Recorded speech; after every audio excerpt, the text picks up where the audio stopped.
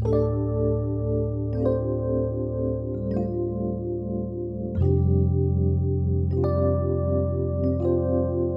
पिछले एपिसोड में आपने देखा कि नूर मोहम्मद कादिर को गुलबेग की एस्टेट पर ढूंढने के लिए पहुंच जाता है और उसे किसी मुलाजिम के सेबों के बॉक्स को गिराने के जुर्म में बेइंतहा बेदर्दी से पीटते हुए पाता है।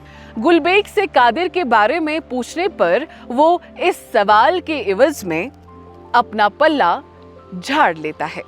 मुलाजिम जिसको गुलबेग ने बेरहमी से पीटा था, उसके उस रवैये से बेहद नाखुश होकर नूर मोहम्मद से कादिर की मुखबरी कर लेता है। वो बताता है कि कादिर उस दिन सुबह तक यही इसी एस्टेट में था।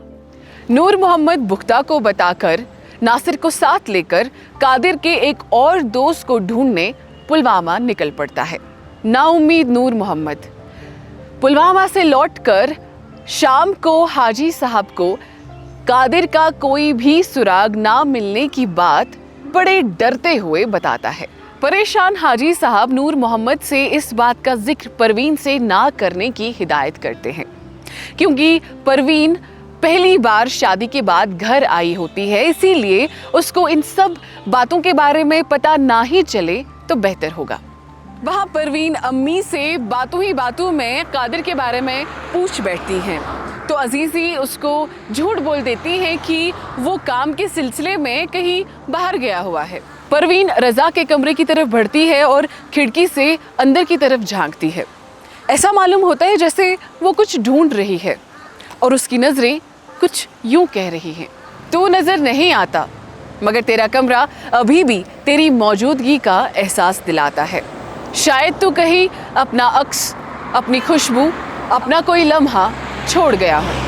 परवीन को किश्ती के पास पानी में उसका दिया हुआ गुड्डा भी मिल जाता है, मानो जैसे रज़ाक का कोई पैगाम छोड़ गया हो। कादिर गुलबेग के साथ दिल्ली रवाना हो चुका है और ये बात खत के जरिए हाजी साहब को पता चल जाती है। कादिर वो खत एयरपोर्ट पे नारायण जू के किसी आदमी को देकर वहां से दिल्ली रवाना हो चुका है। हाजी साहब ये बात जानकर अपने आप को परेशानी के उस मोड़ पर पाते हैं जहां पे सब्र भी उनका साथ छोड़ने लगता है। चले आगे देखते हैं क्या होता है।